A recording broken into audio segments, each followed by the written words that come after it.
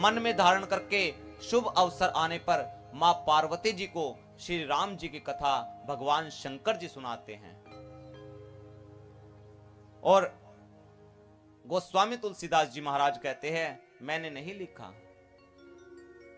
देखिए, परम पूज्यपाद गोस्वामी तुलसीदास जी श्री रामचरितमानस की रचना को जब प्रारंभ किए, संस्कृत भाषा में लिखना प्रारंभ किए। प्रातः से लेकर के सायंकाल तक लिखते, रात्रि को विश्राम करते, अगले दिन प्रातःकाल उठते, उठकर को देखते, जो भी पहले दिन लिखा था वो सब मिट जाता। अगले दिन फिर ऐसे ही हुआ। ऐसे निरंतर रूप से 7 दिन तक चलता रहा। संस्कृत भाषा में लिखते, सुबह से शाम तक लिखते, अगले दिन आते और पूरे दिन की मेहनत खराब। 7वें दिन भगवान शंकर जी ने गोस्वामी तुलसीदास जी महाराज जी के सौपन में दर्शन दिया। कहा कि गोस्वामी जी, आप इसे संस्कृत भाषा में मत लिखिएगा। कारण,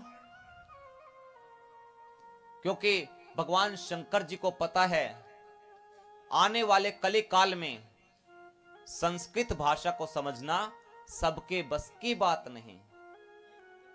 इसे ऐसी भाषा में आप लिखिए जो कि सब कोई समझ सके। इसे अवधी भाषा में लिखना प्रारंभ किया। अब अवधी भाषा में लिखना प्रारंभ किया तो काशी के विद्वान खड़े हो गए रामचरितमानस के विरोध में। कहने लगे, ये कोई ग्रंथ नहीं है, ग्रंथ तो संस्कृत भाषा में लिखा जाता है, ये कोई ग्रंथ थोड़ी ना है। गोस्वामी जी बोले कि मैंने नहीं लिखा। विद्वानों ने कहा, फिर किसने लिखा? गोस्वामी जी कहते हैं, रची महेश निज मानस राखा, पाई सुसमय सिवासन भाषा। भगवान शंकर जी ने लिखा है। गोस्वामी जी को विद्वानों ने कहा, ठीक है, इसका फिर निर्णय भगवान विश्वनाथ जी ही करेंगे। काशी के विश्वनाथ मंदिर में गए, ब्राह्मणों के साथ में गोस्वामी तुलसीदास जी महाराज, और विश्वनाथ मंदिर के गर्भगृह में सबसे नीचे श्री रामचरितमानस को रखा गया। उसके ऊपर 18 पुराण रखे गए, 6 शास्त्र रखे गए, 4 वेद रखे गए, और फिर मंदिर के पट को बंद कर दिया। शाम के समय सभी विद्वान अपने अपने घर चले गए, परंतु गोस्वामी तुलसीदास जी महाराज नहीं गए। वहीं मंदिर के सामने पट बंद है। गोस्वामी तुलसीदास जी महाराज प्रार्थना करते हैं, प्रभु जी राखो लाज हमारी, प्रभु जी राखो लाज हमारी, प्रभु जी राखो लाज हमारी। पूरी रात प्रार्थना करते रहे। अगले दिन प्रातःकाल ब्राह्मण आए, आकर के मंदिर के पट को खोल दिया, और क्या देखते हैं, जिन श्री रामचरितमानस को सबसे नीचे रखा गया था, वही श्री रामचरितमानस सबसे ऊपर रखी हुई मिली। और यही नहीं, भगवान श्री विश्वनाथ जी के श्री रामचरितमानस पर हस्ताक्षर हुए मिले। क्या हस्ताक्षर मिले? सत्यम शिवम सुंदरम। इस शब्द की उत्पत्ति श्री रामचरितमानस से हुई, इसलिए श्री रामचरितमानस के सबसे प्रथम पेज पर सत्यम शिवम सुंदरम है। गोस्वामी जी श्री रामचरितमानस में 7 कांड की रचना करते हैं। कितने कांड? 7 कांड। सबसे प्रथम कांड श्री बाल कांड, दूसरा कांड श्री अयोध्या कांड, तीसरा कांड श्री अरण्य कांड, चौथा कांड श्री किष्किंधा कांड, पांचवा कांड श्री सुंदर कांड, छठा कांड श्री लंका कांड, सातवां कांड श्री उत्तर कांड। ये 7 कांड की रचना गोस्वामी तुलसीदास जी महाराज करते हैं। इनमें से जो 7वां कांड है श्री उत्तर कांड, इस उत्तर कांड में जीव के जीवन की कोई ऐसी समस्या नहीं, कोई ऐसा प्रश्न नहीं जिसका उत्तर श्री उत्तर कांड में ना हो।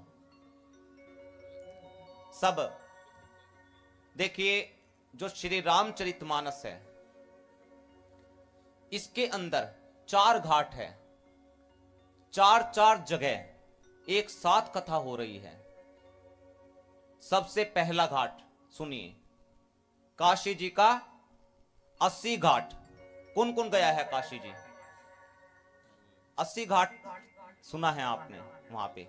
80 घाट, 80 घाट पे वक्ता के रूप में गोस्वामी तुलसीदास जी महाराज है और श्रोता के रूप में साधु संत समाज कह लीजिए या गंगा मैया कह लीजिए या परम पूज्यपाद गोस्वामी तुलसीदास जी महाराज कहते हैं, स्वांत सुखाए तुलसी रघुनाथ गाथा, अपने अंतःकरण के सुख के लिए। यह कौन सा घाट हुआ? 80 घाट, श्री रामचरितमानस का सबसे प्रथम घाट। यहां पर गोस्वामी तुलसीदास जी महाराज कहते हैं कि मैं आपको वो कथा सुनाऊंगा जिस कथा को तीर्थराज प्रयाग में श्री याज्ञवल्क्य ऋषि जी ने भरद्वाज मुनि को सुनाया। अब कहां पहुंचे हम? कहां पहुंचे? तीर्थराज प्रयाग, दूसरे घाट पे। यहां वक्ता के रूप में है श्री याज्ञवल्क्य ऋषि जी और श्रोता के रूप में भरद्वाज मुनि हैं। इस घाट का नाम है कर्मकांड घाट। कर्मकांड संबंधी जितनी भी बातें हैं श्री याज्ञवल्क्य जी ने बताई। जो काशी जी में 80 घाट था वो शरणागति घाट था, उसका नाम। शरण संबंधी बातें परम पूज्यपाद गोस्वामी तुलसीदास जी महाराज ने कही। यहां दूसरे घाट पर तीर्थराज प्रयाग में श्री याज्ञवल्क्य जी कहते हैं कि हे मुनिवर, मैं आपको वो कथा सुनाऊंगा जिस कथा को कैलाश गिरी पर्वत पर भगवान शंकर जी ने मां पार्वती जी को सुनाया। अब कौन से घाट पहुंचे हम? तीसरे घाट पर। इस घाट का नाम है ज्ञान घाट। जितनी भी मानस के अंदर ज्ञान संबंधी बातें हैं वो सब भगवान शंकर जी मां भवानी जी को बताते हैं। अब यहां पर भगवान शंकर जी मां पार्वती से कहते हैं, हे देवी, मैं आपको वो कथा सुनाऊंगा जिस कथा को नीलगिरी पर्वत पर श्री काकभुशुंडी जी महाराज ने पक्षीराज गरुड़ को सुनाई। इस यहां पर वक्ता के रूप में श्री काकभुशुंडी जी महाराज है और श्रोता के रूप में पक्षीराज गरुड़ है। अब वापिस कितने घाट हुए हमारे? 4। अब 5वां घाट कौन सा है? ये खेकड़ा के शिव मंदिर का घाट। यहां पर वक्ता के रूप में प्रभु राम जी की कृपा से आने वाले 7 दिनों तक मैं आपको श्री रामचरितमानस कथा को श्रवण कराने का प्रयास करूंगा और आप श्रोता के रूप में इस श्री रामचरितमानस को, इस श्री रामचरितमानस रसिक बन करके इसको श्रवण करेंगे। और इस हमारे 5वें जो घाट का नाम है, क्या नाम है? क्या नाम रखा जाए? भाव घाट। आपको सभी को बड़े भाव से सुनना है आने वाले समय तक। यहां पर चारों घाटों पर श्री राम कथा की महिमा को सभी वक्ता बताते हैं। जय